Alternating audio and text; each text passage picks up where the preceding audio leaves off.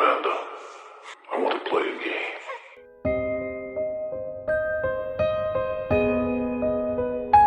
Hey horror freaks, welcome back to my channel. My name is Amanda. As you can see from the title, today's video I'm going to be giving you guys my first review of the year with spoilers as always. Night Swim. This film is now available in theaters, and as always all my reviews are with spoilers. If you don't want them just to see if this was worth it or not, on the description box down below there you're going to find my spoiler-free review, because I like to give you guys the two options. And giving that quick disclaimer, let's get into the video. Now, Night Swim follows a forced into early retirement by a degenerative illness. Former baseball player Ray Waller moves into a new house with his wife and two children. He hopes that the backyard swimming pool will be fun for the kids and provide physical therapy for himself. However, a dark secret from the home's past soon unleashes a malevolent force that drags the family into the depths of inescapable terror. With a running time of 1 hour and 38 minutes, the film essentially follows the family. They are looking for a new house ever since the husband, he had to retire early for his illness, and they found this lovely home with a pool that works perfectly for his physical therapy that he needs to be doing in order for his condition to get a little bit better, and it's also very cheap on the market. They don't really make that many questions about why it's so cheap, and they quickly move into it.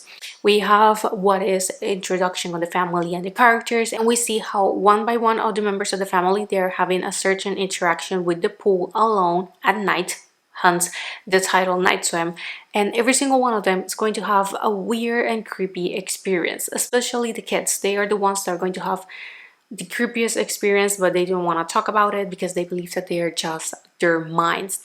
The family decides to make a party for them to celebrate the fact that they are new in town, and the husband almost gets killed by the pool and also a little kid.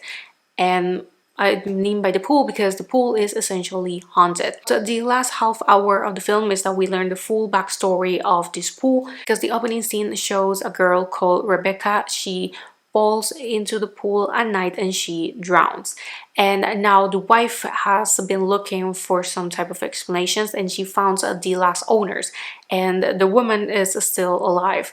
And when she starts asking questions, the woman essentially explains to her that it's the water, not the pool or the house, it's the little water, because of where it comes from. This water has kind of life and it's going to give you a wish, but in return it needs to take a life. So that's why always someone gets missing that has lived in this place. Once she realizes that the sole reason while her husband has been getting better is because that was his wish, although he did not say it out loud, but when he fell into the pool, that was his feelings. He wanted to get better because we see that he is having some issues and he's frustrated. Obviously, he was an athlete and he had to retire early. And she realizes that her kids are in danger. Of course, one of the kids, specifically the little boy, he is the main target, because he's going to be the easiest one according to the water, because the water possesses the husband slash father, and that's what he says to the girl that is the oldest.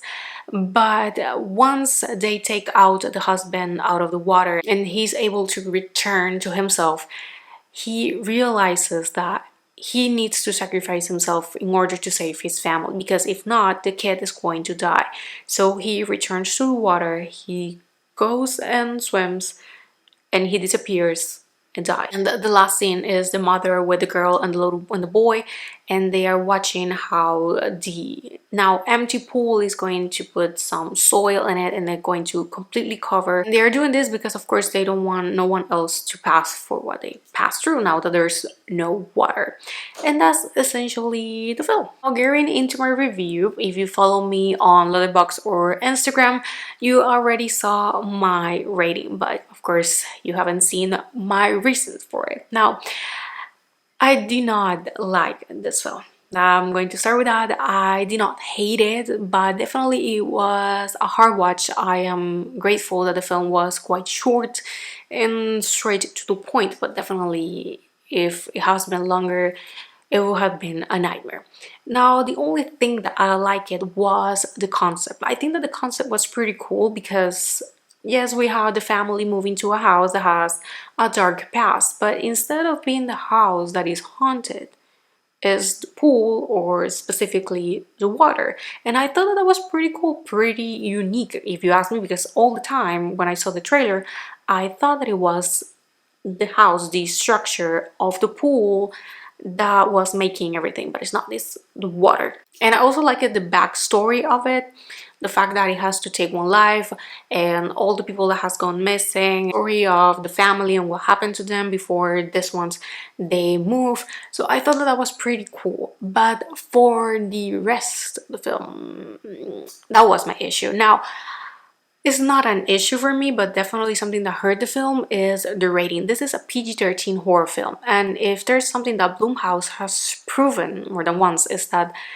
they are not able to make an effective PG-13 horror film. You can check their filmography and all their productions, and you're going to see that the majority of the ones that are PG-13, they aren't that good. Example of this will be Five Nights at Freddy's. There were a lot of people that disliked this film specifically because of the rating. It lacked violence and blood and all those elements that are characteristic of the game. And even last year, the first film that was released was Megan, also a PG-13 horror film, but this one was better received than this one in Five Nights at Freddy's. I did not dislike Five Nights at Freddy's, but it's all the comments that I have been seeing and the general opinion. But with Megan, I did not dislike it because honestly I really like it, the whole concept and the film as a whole. But definitely I do agree that making it an R rating could have been a little bit better, because they could have more room for more gore and a little bit more violence and more horror into it, more scary. But here, they lack all of that, because I truly believe that the only people that are going to get scared with this film are the ones that they are just casual horror watchers, or maybe my group of friends. Those girls, they get scared very easily, and I know for sure that if they watch this, they're not going to be near a pool for a while. So I do believe that this film is going to be effective for those type of people that get scared very easily, because the jump scares are hella predictable. The whole film is pretty predictable. The plot is very generic. The film, in essence, is pretty generic. So I think that those details are going to pass through the heads of people who are not used to watching a lot of horror films. When we have people like me that we watch horror on a daily basis, I have been watching horror movies for so long in my life that it's pretty easy for me to recognize what is going to happen and do comparisons with other films that I have seen before. It came to the point that I was able to guess some of the lines that they were going to say, because once again, the script for me was what hurt the film the most. It's very generic. I felt that they didn't put a lot of work into it. It was cheesy, but sometimes the cheesy works. Here I was like, why? Honestly, at least for me, it did not work at all. Like I said, the jump scares were hella predictable. The monsters, their looks were kind of funny. I am guessing that they were completely made in CGI. They did not look like they had a lot of makeup on it. And I would have preferred to see more practical effects instead of CGI, because they would make them look more realistic. At least in my opinion, that was something definitely they did not feel realistic. And also, there was a detail. You're supposed to pay with a life in order for the wish to be granted, but the cat of the family, it dies. So essentially you took a life already, so why do you want to take the kid? That was something that I was like, maybe they forgot about this, because for some reason it's always the pet, the one that dies first in this type of films. And I just knew the poor cat was going to suffer. But the fact that he died, so essentially the pool took life, so why you wanna go to the kid? You already took it. Also, the acting. It was a bummer, because these actors, I have seen them in other projects and they are very good, but here they weren't. And this is when you know that it's not up to the actors, but the script and also the direction. It's not their fault. They did as much as they could. And also the kids, I felt that they could have make a little bit better.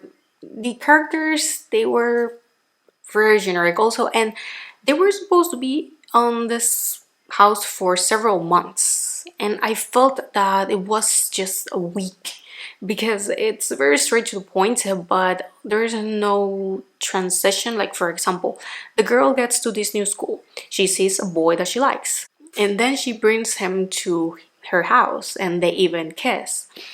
When does this happen? They haven't even talked, and now she has friends. Once again, when does that happen? Of course, they didn't have enough runtime for them to put that. But I think that with some details, maybe a phone call on the house, like there's details that they could have added to make this feel more real. Because once again, I feel that they have been here for a week, not months. On a general opinion, this film had a pretty good concept, but it was poorly executed, and they ended up just making it very generic and like, just do it out there. We have to do a film to open the year, just put that in. And it was disappointing because I was really looking forward to watch this one and for it to be better. But I think that with this, I end my review. I gave this film a 1.5 out of 5, and it's a 4 out of 10. It's really sad that we're starting the year like this. I am hoping that the year is going to get better as we progress, and of course more films will be added to the list. But so far, this wasn't a great start. We have the second year in a row that Blumhouse opens the year with a release. Megan was good, this one wasn't. On a general opinion, making it out of the review, I think that Blumhouse really needs to take a step back and think about what they're doing. Because this is a partnership now with Atomic Monster, that is the company of James Wan, that is a very good director.